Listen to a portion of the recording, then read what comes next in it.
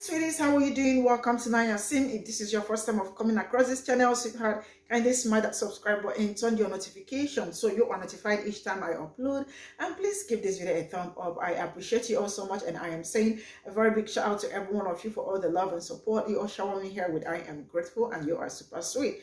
Thank you. So guys, I learned something today, and I don't know how I feel about it, but then I am bringing it here so you all, probably some other people might not know, but then it is happening and it's been happening. I mean, this is something that is connected from the roots, from the history of Black people.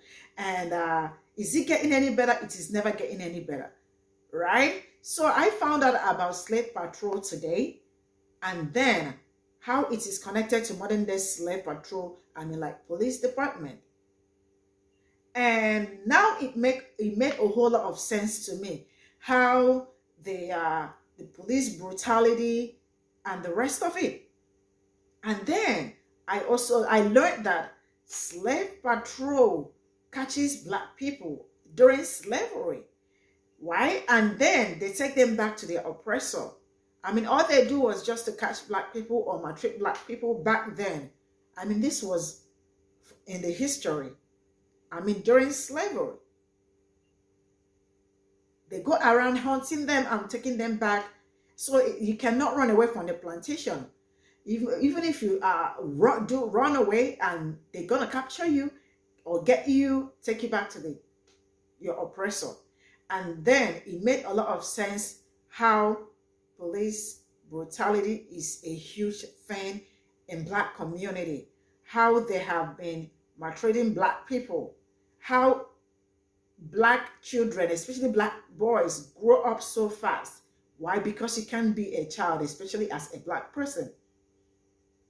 A Black boy cannot play with a toy gun because something is going to happen. Even with your cell phone, even unarmed, they are always threatened. And tell me how a trained cop is threatened of a 9-year-old child. It all made sense to me today, and I am rolling this clip. We'll come back to talk about it.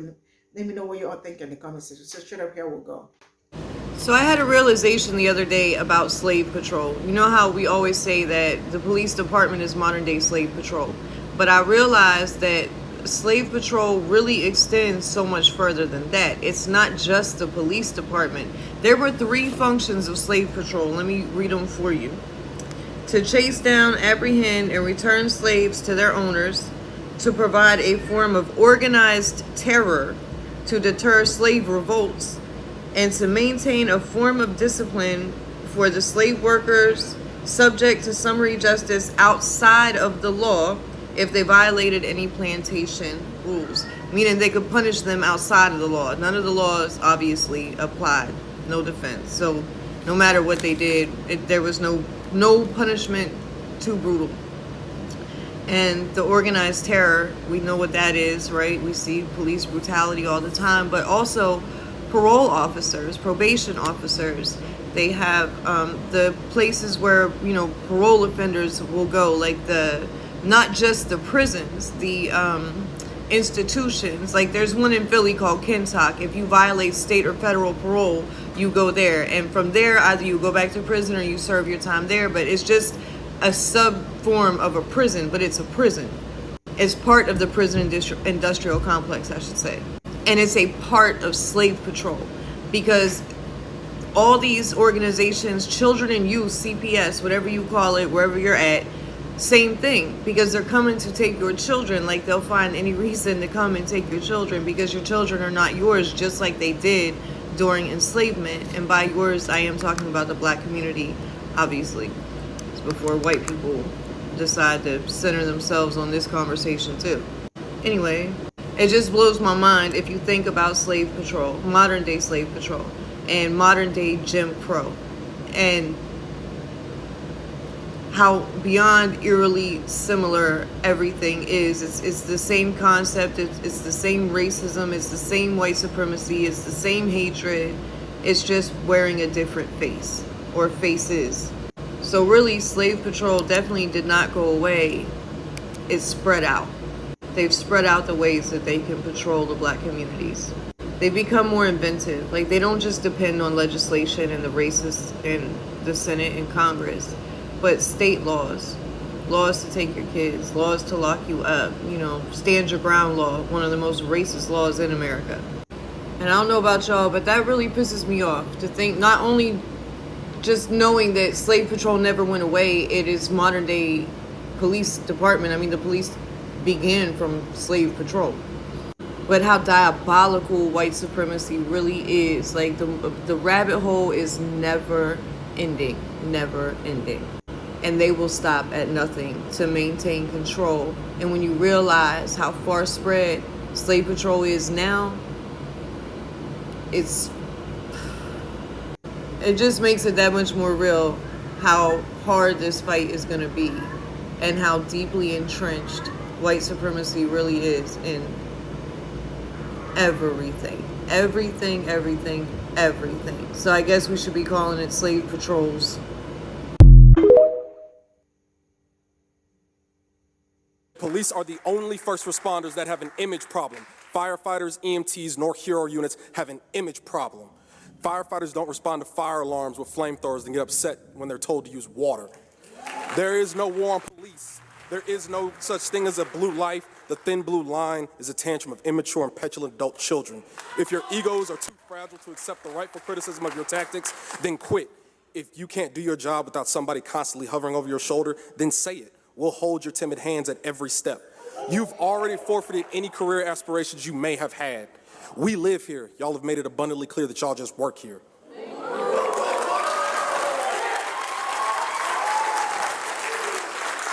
If accountability makes you uncomfortable, go somewhere else. Atlanta has no place for you. The police have shown time and time again that the training they've been given isn't interested in de-escalation, conflict resolution, or preservation of life. If I had 57 bullets, I could assassinate every member in this chamber with 3 shots each and still have 9 bullets left over. I dare any single one of you to tell me that you believe that is justified, reasonable, or acceptable as standard operating procedure. Wars have been fought over much less. What's the difference between a bullet and a cop? If a bullet kills someone, you'll know it's been fired. If you have a problem, call the police, then you'll have 2 problems: money or violence. You seem to only respond to these 2 categories, using one to beget the other. Can't even get the correct dates on your signed off warrants, but expect us to believe that you have the competency and due diligence for a $100 million project that we have told you repeatedly that we do not need and we do not want. The May 31st deployment of militarized police unit on a residential street to raid a bail fund on suspicion of white-collar financial crimes is tyrannical. Tyrannical entities must be demolished by any means necessary. You have the option to resign willingly, be cast out politically, or be removed violently. The choice you make today on this bill will be inextricably linked to the method that will be chosen. You will vote no. You will vote no. You will vote no. All of you will vote no today, and you will replant every tree you uprooted 100 times over. Those who make peaceful revolution impossible make violent revolution inevitable. If you build it, we will burn it.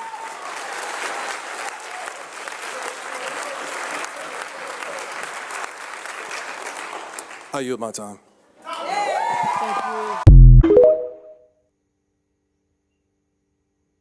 It's no secret that modern-day policing heavily targets the Black community. What is often erased from history is the fact that law enforcement structures designed to oppress Black people have existed long before today. Policing as we know it today started in the form of slave patrols in the Carolinas in the early 1700s. Their mission was to terrorize and prevent slave uprisings and capture any runaway slaves and return them to their oppressors. From the beginning, it was made clear that policing meant power over our people. Slave patrols ended with the passage of the 13th Amendment, giving enslaved people freedom. Local militia groups would take their place and enforce Black codes that would restrict the freedoms of formerly enslaved people. Despite the 14th Amendment granting equal protection and abolishing Black codes, local municipalities established police departments by the 1900s to enforce their replacement, Jim Crow laws. They lasted until the 1960s. Today, policing has resulted in creating a system of prison, parole, and probation that cost U.S. taxpayers $81 billion a year. That's a lot of money to target a community, and the system against us thinks it's money well spent. Despite the high cost of policing our people, the system will do whatever it takes to demean us and use our bodies as labor for its purposes. Policing was never meant to serve us. So how can we protect our own communities ourselves? Push Black is your essential source for news and current events relevant to Black people. Click the sign up button to receive our weekly State of Criminal Justice updates, and please consider donating at the link in our bio. For all my brothers and sisters who have been labeled as African Americans or Black Americans, if you ever thought that the police were here to protect you or help you in any type of way, you were sadly mistaken. And am I saying that there's not good cops out there of the opposite race who would help you today? Absolutely not, because that would be a false statement. But the matter of the fact is that is not their sworn oath or job. And you can go watch many videos of modern police telling you that they are trained to go after and kill and capture African Americans today. But that's only because the first police force that was created was slave patrol anyways. And no, this is not a conspiracy. This is from the Bill of Rights Institute.org. You guys take a nice pause to read that. And no, this is not African American history. After all, they were not capturing African Americans, but in fact, they were capturing and enslaving the Aboriginal Niji of America. Hi everyone, today is day 18 of my Black History Month series. We are talking about the slave patrol. So the origins of our modern day policing system are actually traced back to the slave patrol. The earliest formal slave patrol was created in the Carolinas in the early 1700s with one mission: to establish a system of terror and squash slave uprisings with the capacity to pursue, apprehend, and return runaway slaves to their owners. Slave patrols continued until the end of the Civil War and the passage of the 13th Amendment. Following the Civil War, during Reconstruction, slave patrols were replaced by militia-style groups who were empowered to control and deny access to equal rights of freed slaves. They relentlessly and systematically enforced Black codes, which were strict local and state laws that regulated and restricted access to labor, wages, voting rights, and general freedoms for formerly enslaved people. In 1868, ratification of the 14th Amendment of the U.S. Constitution technically granted equal protections to African Americans, essentially abolishing Black codes. That said, Jim Crow laws and state and local statutes that legalized racial segregation swiftly took their place. By the 1900s, local municipalities began to establish police departments to enforce local laws in the East and Midwest, including Jim Crow laws. They leaned on police to enforce and exert excessive brutality on African Americans who violated any Jim Crow laws. This lasted up until the 1960s. The criminal justice system is heavily impacted by the bias of police mentality and outdated judicial precedents. So this is all I got from this series, and I am not going to lie to you. I never knew there was slave patrol. I never knew. I just found out today. So, and somebody will wake up to tell me everything is not about race. So what is it all about? I am not going to lie to you. Everything is all about race. And it's really amazing. Now I can relate why the police brutality and all that has been going on in Black community. Some people are going to sit back and tell you it's been a long time, forget about it. No. When did Jim Crow stop? 1960 something. People who were born in 1960 something are still very much alive to this very day, right? So it means that as most of them or some of them actually, even the ones who were born in probably 1950 something, actually experienced the segregation, the Jim Crow era, and the rest of it. Oh my goodness. I am not going to lie to you. I just found out about this today. I mean, slave patrol. And it is the power that they get them from the onset that is still, I don't know. You know, there are some, as if it's an inheritance to them, like the police department, because you all can see the stories and all that behind them. And somebody, the Black man that wore Black Lives Matters was like, if you have one problem and you call the cops, you have more than one problem, 2 or 3 problems. And it is quite unfortunate that something like this is still happening to this very moment. Something that they started from the onset, like, you know, I mean, it is more like their foundation, the foundation that they started a slave patrol, and then from slave patrol to police. So it's like the foundation, I think the foundation is just a very wrong foundation. And it is something that it's just, how do you want to clear something like this up? It's almost something you can't clear up because it started from the foundation. So if you have to erase it, you have to start from the foundation. And now I understand. From slave patrol, I mean, all they do, oh my God, they have been oppressing black people for like all the damn time, like from the onset. I mean, from the beginning of the history till this very moment. It is obvious, it is like, this is it. I am seeing it clearly. Where they have to capture you. If you run away from your oppressor, they catch you and they take you back to your oppressor.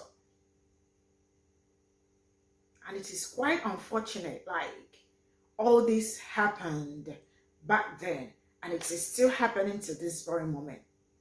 The mass incarceration, the drug plantation, the way they planted drugs in black community, and the rest of it. And they plant it and go after black people. A black child in America grows up so fast. Yeah, because you don't have that privilege to be a child for so long. Because a 9-year-old child is a threat to police department. Yes. A 9-year-old child or a 6-year-old child, 8-year-old child holding a toy gun is a big threat. A 9-year-old child holding a telephone is a big threat to them. And why is that? It is something that started from the foundation. How is a child with telephone, just more cell phone? How are you threatened? And now it boils down to the slave patrol. I mean, education is elevation, and I am not going to lie to you. I am telling you the reality. I never knew about slave patrol. And this is my first time learning about it. I saw it from this woman. I was like, this is interesting. I started to look up, and I saw so many more talking about it. I mean, really, I didn't know how I feel about this, but now everything that has been going on, the unleashing of dog on black people, I mean, you are going to see a black person unarmed, and they are going to unleash a dog on a black person. Police department. And it is very, very sad. It is so sad. Whoo! I don't know. Really, guys, I don't know how I feel. Now the whole thing, I don't know, but now everything makes sense to me. I mean, because I have been on this police cases for so long. How they wake up at every point in time and like, boom, they shoot a black person. And I see one of the reasons why each time a cops pull over a black person is always very defensive. Why? Because so many black people have died because of the police. People that did not do anything, but because it is because of the color of your skin. Woo! It's all right. This is where I'm going to draw the curtain, and thank you so much for the support. I will see you all in my next video. Bye for now.